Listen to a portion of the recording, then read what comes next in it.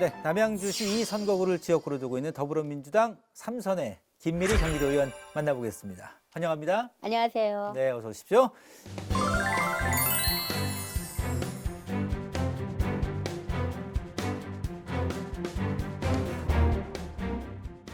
자, 저희 시작하면서 경기도민과 또 남양주 지역 구민들에게 인사 말씀 부탁드릴까요? 안녕하세요. 남양주 제2선거구 호평 평내 도의원으로 있는 김미리입니다. 도민을 위해서 그리고 지역을 위해서 열심히 활동하였었던 것을 8년 초선과 재선을 거쳐서 이렇게 또 우리 지역 주민들께서 다시 한번 선택을 해주셔서 삼선의 힘으로 열심히 달리고 있습니다. 앞으로도 계속해서 우리 도민들 바라보며 열심히 하도록 하겠습니다. 네, 삼선, 네, 대단하십니다. 일단 뭐 늦었지만 축하를 좀 드리고, 삼선이면은 이제 좀 재선 때와 다르게 의회의 어떤 전반적인 뭐 사안들이라든가 또 의원으로서의 마음가짐이라든가 여러 가지로 좀 새롭게 느껴지시는 분들이 많으실 텐데, 그래도 이렇게 또 한 번 선택을 받게 된 우리 김미리 의원님만의 저력이랄까요? 본인 스스로는 어떻게 좀 평가하십니까? 전 사실 의회에서는 목소리 큰 일종의 쌈딱의 이미지를 갖고 있다는 반면에 네네. 지역에서는 착한 이미지, 착한 언니 이미지를 갖고 있습니다. 네. 이 경기도 의원이라는 그 역할이 국회의원들이 정부에서 예산을 가지고 오고 도의원들은 뭐 도의정 활동을 뭐 무조건 많은 부분을 관여하지만 반대로 또 자기 지역에도 예산을 확보하기 위해 노력을 하다 보니까 예. 사실 국회의원과 도의원은 돈 벌어오는 아빠의 역할을 하고 네. 그 벌어온 예산을 가지고 시의원들이 직접적으로 지역 활동은 많이 하다 보니 사실은 약간 끼인 세대로서 느껴지는 도의원으로서의 이미지들이 남양주뿐만이 아니라 경기도 전역에 그러한 게 있어요. 네. 그런데 이제 뭐 착한 언니, 늘 빵긋빵긋 웃는 언니, 뭐 이런 이미지가 있어서인지 지역 분들께서 좋게 봐주신 것 같아요. 네. 일단 뭐 그 체구는 좀 작으시지만 아주 당차시고 의정 활동도 아주 시원시원하게 하시는 걸로 제가 잘 알고 아유, 있는데요. 감사합니다. 예. 그래서 이번에 또 전반기에 교육행정위원장이라는 중책을 맡으셨단 말이에요. 사안이 워낙에 많다 보니까 일단 뭐 학교 신설부터 시작해서 여러 가지 생각할 게 많잖아요. 그만큼 또 책임이 남다르실 것 같습니다.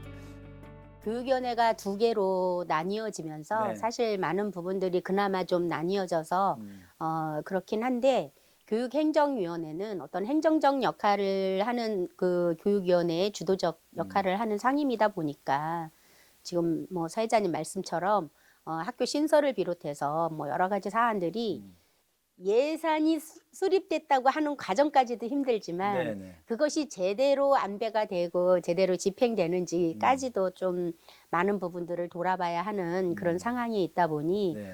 제가 성향이 그래서 그런지 모르겠지만 매번 큰 소리가 좀 많이 나옵니다. 예.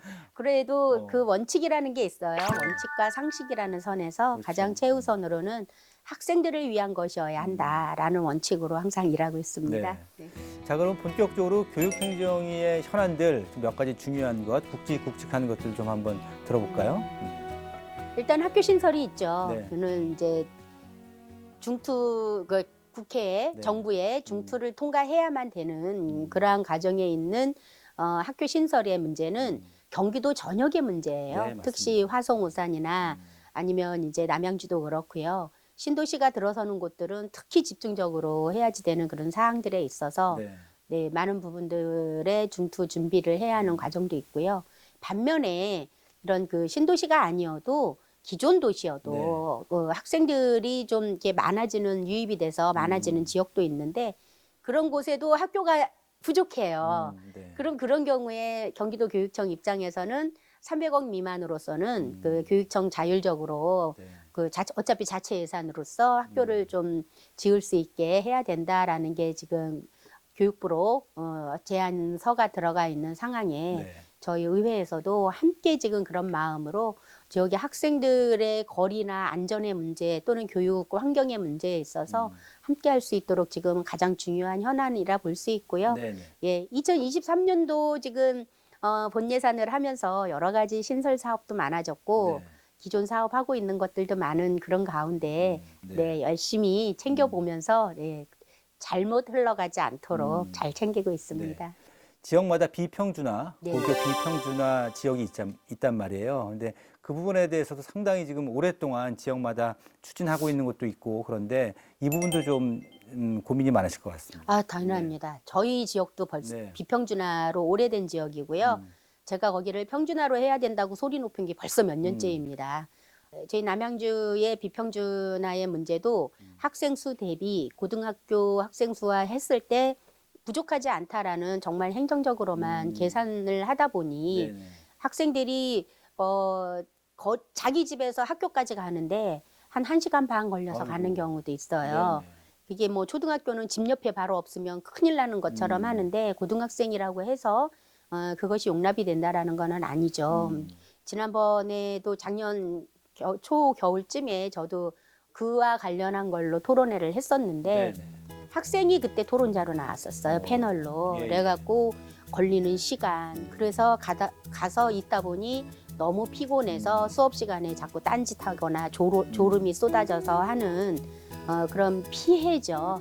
비평준화 지역이 좀 해제가 되고 모두가 평준화가 돼서 좀 가까운 곳에서 제대로 된 교육을 받을 수 있어야 한다라는 마음으로 지금 비평준화 지역은 교육청도 좀 안 하겠다, 없애겠다 차차라고는 있는데 피부에 와닿고 있지는 않습니다. 그 이외에도 뭐 지역 내 학교 운동장의 어떤 그 시민들의 사용, 개방 이런 문제도 좀 거론을 하셨던데. 그동안에 3년여 동안에 코로나 때문에 사실 경기도의 학교들은요 거의 코로나 직전까지는 웬만한 데는 다 개방이 됐었습니다. 최소한 운동장과 체육관 정도는. 네네. 그랬는데 코로나를 거치면서 모두 걸어 잠궜죠. 그게 지금 열리는 시기가 학교마다 다 선택권이 있다 보니 다 예전처럼 돌아오지 않았을 뿐이지요. 학교에서의 좀 어려움이 있다면 사용하시는 분들이 사실 깨끗하게 사용 안 하는 것, 여기저기 쓰레기를 네네. 비롯해서 뭐 기물파손이라든지 또 하나는 인력의 문제입니다. 지금 시설 당직원이라고 하죠. 네네. 네, 이제 야간에 이제 그렇죠. 계시면서 하는 그분들이 어쨌든 근로기준법에 의해서 주 1회는 쉬셔야 돼요. 그렇죠. 네. 그러다 보니 보통은 토요일이 휴무인데 네. 많은 학교들이 토요일 날 개방을 원하다 보니까 그렇죠. 학교 자체적으로 그 당직 기사님하고 논의를 해서 토요일 날 학교를 열어주고 일요일 날 이제 좀 쉬시다가 밤에 나오고 하는 그런 형식으로 하고 있는 것 같은데 네. 어쨌든 하루는 그분들이 안 계시니까 학교를 열어줄 수가 없다라는 게 학교의 입장. 의견이에요. 근데 문제는 그 사람을 쓸 수 있는 여지를 경기도 교육청이 승인 안 해주고 있습니다. 인력 부분이라는 이유 때문에 경기도 교육청은 틀어지고 안 열어주고 그냥 모르쇠 하고 있고 이런 상황이어서 그런 부분들을 좀 잘 풀어나가야 하는 게 저희들 숙제이기도 합니다. 예.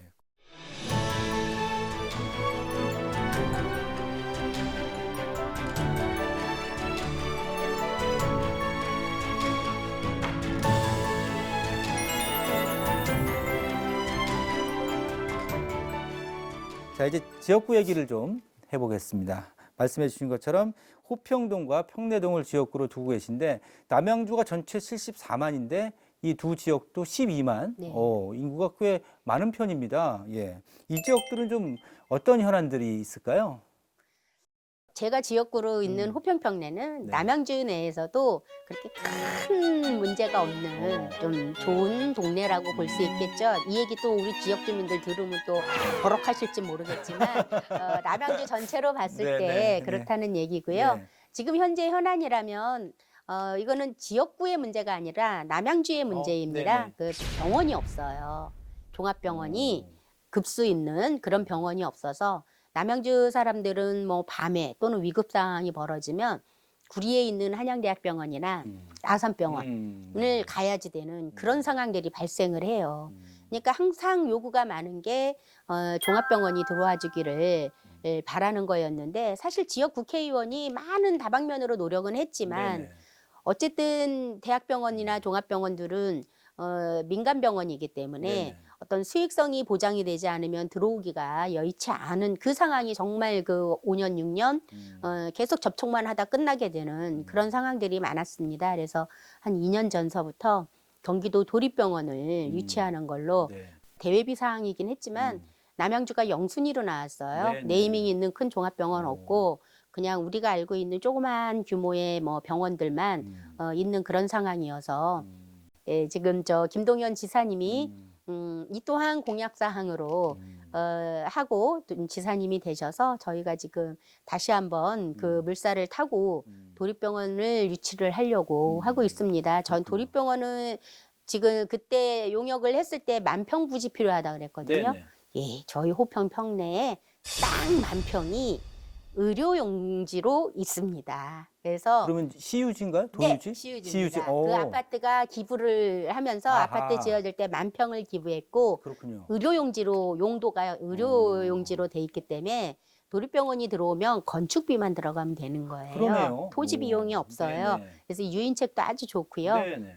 조금 시간이 경과하다 보니 보건복지위원회에서 TF팀을 만들어서 좀 도립병원의 전반적인 거를 좀 한번 전체 네네. 검토를 하는 거에 있어서 열심히 예. 기웃거리고 있는 중입니다.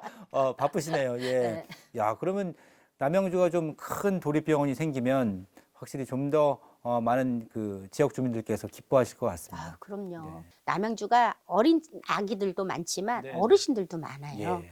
그런 동네라서 네, 그 병원의 필요성은 아주 큰 지역이죠. 네. 예. 자, 말씀을 많이 나눴는데 이제 삼선이시니까 이제 남은 임기에 대한 어떤 의미도 좀 남다르실 것 같거든요. 임기를 다 마치시면 좀 어떤 의원으로 기억이 되고 싶으신지 소망이 좀 있으실 것 같아요. 저희 지역에서 제 소문이 그렇대요. 바늘로 찔러도 피 한 방울 안 나온 사람이다. 그 얘기는 뭐냐면 청탁을 안 받는다라는 그런 거여서 네네. 적어도 김미리가 삼선을 의원으로서 하고 있는 동안에 적어도 도민과 지역 주민을 위해서 일 열심히 했지만 정말 청렴하게 부끄럽지 잘했다. 네, 부끄럽지 않은 그런 일꾼으로서 기억되어지기를 소망하고 있습니다. 예, 뭐 그렇게 잘 마무리하시리라 생각되고 또 임기 이후엔 또 다른 뭐 또 계획이 있을 테니 그때는 그때 가서 또 한번 얘기를 들어보도록 사선 나오면 안 되나요? 되죠. 사선하셔도 되고 또 다른 자리로 가셔도 되고 더 좋은 영전을 하셔도 되고 그런 의미로 말씀을 드린 거고요. 남은 임기 동안 각오와 계획, 다짐 우리 도민들과 지역 구민들에게 해주시면 되겠습니다. 정말 믿어주시고 늘 응원과 격려해주신 덕분에 열심히 활동하고 있습니다. 남은 3년 반 임기 동안에 앞으로도 부끄럽지 않고 지역을 위해서 경기도를 위해서 최선을 다했다. 그래서 늘 엉덩이 툭툭 어깨 툭툭 받을 수 있는 힘 있는 경기도민으로서 삼선의 힘으로 열심히 일하도록 하겠습니다. 감사합니다.